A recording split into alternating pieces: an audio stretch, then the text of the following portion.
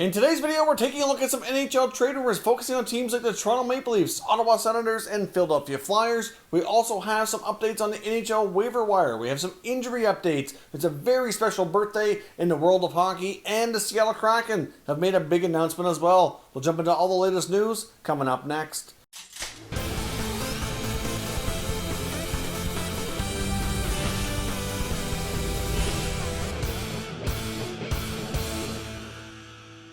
So welcome back to another video here at Top Shelf Hockey. As I mentioned, we have a really big variety of things to talk about here, so let's dive right in and get started.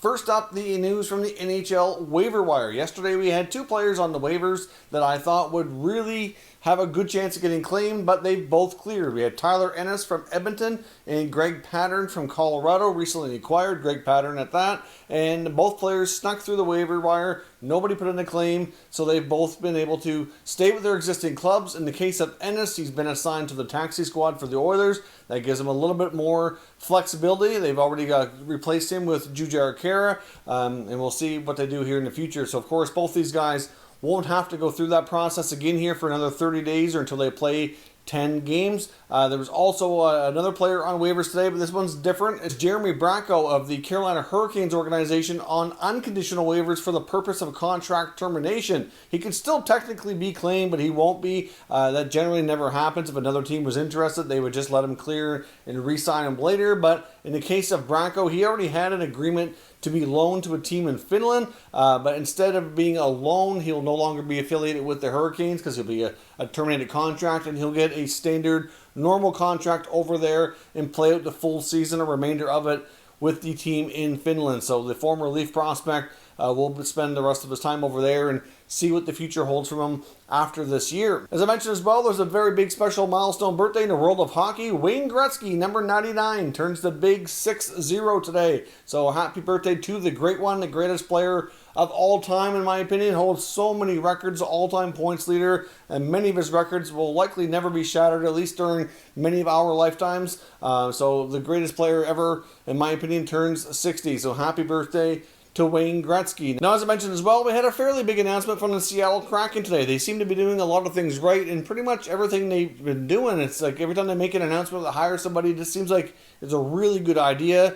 Today, they made an announcement that John Forslund will be their play-by-play voice on local TV, which is a great pickup. I mean, of course, John Forslund, former play-by-play person for the Carolina Hurricanes. Of course, we saw owner Tom Dundon not want to renew that contract over the past year. And of course, the connection, in case you haven't already thought of it or figured it out, is Ron Francis, the new GM of Seattle, longtime former GM and employee of the Hurricanes organization, very familiar with Forslund, certainly very familiar with what he can bring. He's one of the better play-by-play guys around, in my opinion, so it's nice to see him get an opportunity here with the 32nd NHL franchise. He also announced an agreement with Root Sports to broadcast their games as well for home and away games, I do believe. Not overly familiar with the local TV stuff there in Seattle, but certainly a big announcement for them to get that out of the way. But certainly great to see Forslund get that opportunity for sure.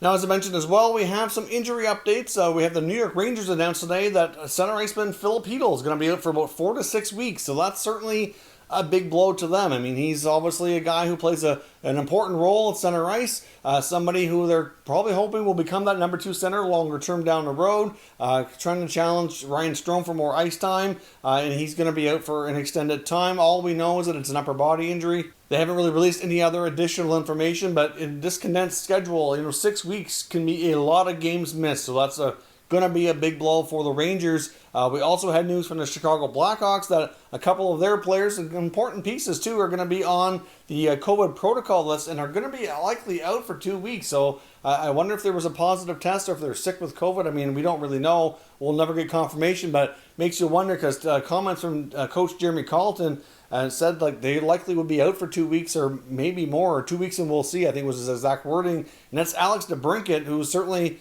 one of their top scorers, and young defenseman Adam Boqvist. I mean, they're already hammered in the injury department to start the season, and now they run into this. So that's certainly a team that this can't take much more. Chicago, is going to be a tough year at the Madhouse on Madison. That is for sure for their fans, but obviously after winning all those championships, at least they had a good run, and now they're kind of heading to that stage where they're starting to bottom out, and so they can start, working their way back up gradually here. Be interesting to see what kind of moves the team makes with their veteran guys here in the next little while, or if any of them do end up leaving Chicago, that is. Now, the Toronto Maple Leafs were dealt another blow. They're already battling the injury bug with their forwards, and now their backup goaltender, Jack Campbell, according to head coach Sheldon Keefe, is going to be out for weeks. So it's not going to be a day-to-day. I'm not sure if it's exactly week-to-week. The report I saw said he was going to be out 4 weeks, so multiple plural weeks. So that's bad news. That's more than likely from the Matthew Tkachuk incident during the last game against the Calgary Flames. All we know is it's some sort of a leg injury. We know that Tkachuk ended up on top of Campbell, one of those kind of accidental on purpose type of thing to get under your skin. We know what Matthew Tkachuk does. If he's on your side, you love him. If he's not, you can't stand him. That's just the way it goes. His brother Brady's going down the same path. That's just how they play. Some things they do are kind of considered dirty. Some of them are, right on the line. It's just, that's the nature of the Tkachuk family and how they like to play the sport. But unfortunately for Campbell, it's a pretty significant injury. So that leaves Michael Hutchison being the number 2 goaltender. He'll be coming in off the taxi squad to back up Freddie Anderson. Of course, last year, at least Hutchison did get, I think, a bit of a confidence boost when after he left Toronto, he get to go in and get a little bit of playoff action, a little further into the playoffs as well than some of the teams, including Toronto. That could certainly pay off in helping his confidence, so that could be a good thing. And then youngster Joseph Wall, one of their prospect goalies, has been called up to join the taxi squad as the number 3. So obviously after losing Aaron Dell, having to go through waivers because of their tight cap situation, this goes to show now how much important that's going to be, and a pivotal role here. Having another experienced guy like Dell there could make a major difference. So we'll see how long Campbell's out, how much Freddie plays, how much of an impact it has. But there is potential there that it could be significant. Campbell's played well in the few games he's gotten so far. So as I mentioned as well, we have some trade talk concerning the Leafs as well as the Flyers and Senators. So since we just finished with Toronto, let's stick on them here for the next little bit. As I mentioned yesterday, there was some talk about wanting to add some forward depth. We get a little bit more information today. Some more articles came out with some more kind of speculation over what they might look to do. Travis Dermott, again, is a guy that many feel would likely be expendable. I'm not completely convinced they're going to do that, though. Obviously, they need somebody to be a decent player to expose in the expansion draft to Seattle, and many felt Dermott was likely going to be that guy. I mean, if you look at their blue line depth, he's certainly not going to be a top 4. He's likely a number 5, 6, 7 guy right now with the Leafs. Usually a 5, 6. Clearly, they're going to protect guys like Morgan Riley. They're going to protect TJ Brody. They're going to protect, Jake Muzzin. And at this rate, they'd probably protect Justin Hall over Dermott as well. So Dermott, could be an attractive piece that they don't mind losing in the expansion draft to protect their other assets between goaltending like Jack Campbell, who would be available, as well as, the forward situation. Although Campbell, it's not a guarantee to be available because obviously Freddie Anderson is a goaltender who's going to be a UFA, and we don't know where that's going to go. If they extend Anderson or make a trade, pick up somebody else or whatever. But Campbell possibly could be protected. Not a guarantee that he'll be available. It just depends on where the roster's at the time. But they have a lot of good-looking forwards, too, that many teams are interested in. So, although many are also on expiring contracts. But Dermott is the guy that most people feel would be the player that the Leafs would probably kind of prefer the most to see a Seattle take. It wouldn't be shocking if they struck a deal to make sure he is that guy, if he's still there. But if they decide they need forward depth more than, sooner than later, then he could be that piece that gets moved out. After Robertson and Thornton went down and just kind of left the lines in an odd place and just were having trouble gelling is kind of what people are feeling. And that, getting another player who can be a not overly expensive guy on a shorter term deal would be preferable. I kind of questioned yesterday if they might go after Tyler Ennis. I did see a report as well from the St. Louis area indicating that they had reason to believe that Toronto and St. Louis might have had conversations around Dermott as well, that the Blues would have interest in him. I think that more so than anything would be St. Louis maybe approaching them, knowing that, where he falls in their depth chart. And obviously tonight as well, Dermott is going to be a healthy scratch, which is kind of adding a little bit of fuel to this, to bring in Mikko Lehtinen to see how he looks. He's getting his NHL debut. If things go really well with him, that could, entice things further. You still got Rasmus Sandin after that. You still got Timothy Liljegren. You still have some other, somewhat, I guess you can't really call them prospects, but you got Calle Rosen and Marty Marinson in the system too, who have some experience and can take some reps on the number 3 D pair if need be at some point. So they have a lot of guys there. So to move a guy like Dermott for a depth forward, but problem is in St. Louis, I was looking at the reports, they suggested that maybe they would consider moving like a Jordan Kyrou was the rumor that I came across. I'm like, there's no way the Blues are trading Jordan Kyrou right now. He's been one of their best players. He's leading the team in points. And he's young on a cheap contract. There's just no way that's going to happen. I'm not really sure what the Leafs would want from St. Louis if they did send Dermott their way. But we've seen interest from other teams as well. There's a number of teams looking for D around the NHL. And you're looking at Travis Dermott. You're looking at Victor Mete. There's a few key guys around that are kind of getting some attention as maybe being expendable. So that's where things are coming from on that point. So I don't think the Leafs are going to really rush into this, but I know Dubas is likely scouring the market, trying to see if there is a forward out there that would make sense for them to make an acquisition for, that they can use a little bit of their long-term injury reserve to kind of make that work if they can, but no guarantee they do. Depends on what's out there. Like I said, and Dermott could very well stick around and be the piece that they make available to Seattle. Now, jumping over to the Flyers, they're another team, as I mentioned, that are rumored to be looking at adding some defense. They're kind of at a point where after Ivan Provorov and Travis Sanheim, they want somebody else who's a little bit more mobile and can move the puck back there. They are getting Shane Gostisbehere back, and I think they're going to take that wait-and-see approach to see what they get from him. Because Gostisbehere opened the season as a non-roster player. I think there was some COVID stuff going on. He needed some time to get through that, and now he's being activated. So he should be able to get into some game action. I'm not sure if he's going to play right away or if he needs a little bit more time, but he is being activated, which is good news. They probably want to see what they have there, how he can play, and kind of make a decision, because his name has been one that's been tossed around a lot in the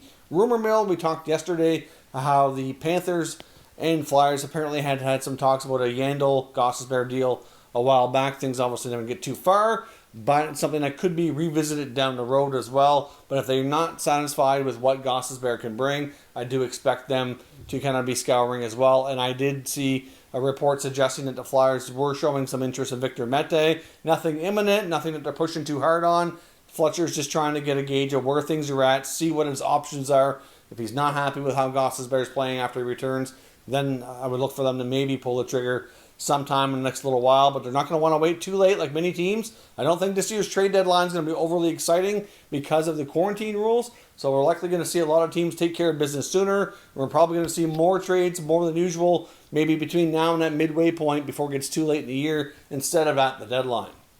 And lastly here, I think the Ottawa Senators are a team we should keep our eyes on. Obviously, they won their first game against the Leafs. Things were looking good. The veteran players they brought in all had pretty good starts for the most part. And really, it's been kind of a not so good ever since. They really have stunk it up. And it's getting worse instead of better after last night's 7-1 blowout loss to the Vancouver Canucks, where they gave up a hat trick to Brandon Sutter. It was just an all-around mess on their own end. Just wasn't good. The forward lines were out of sync. It was not a good game at all from Ottawa's standpoint, and there is talk maybe they could take one of their veterans that they're not overly pleased with, maybe throw them on waivers, or maybe see if they can make a trade to shake things up. But the problem is a lot of the veteran guys they brought in really didn't have a ton of value. They're all players that they're trying to kind of rehabilitate and maybe flip later in the year for a draft pick. Like when you saw them bring in guys like Derek Stepan and Alex Galchenyuk, and they have another year of Artem Anisimov. Those are all prime examples of players that they're hoping to have a decent year that they could move on from before the deadline, get maybe a draft pick or something small in return, and cut bait and move on. Like they're all assets they're hoping to turn into something better down the road. No long-term plans to commit. That's kind of what the impression we had.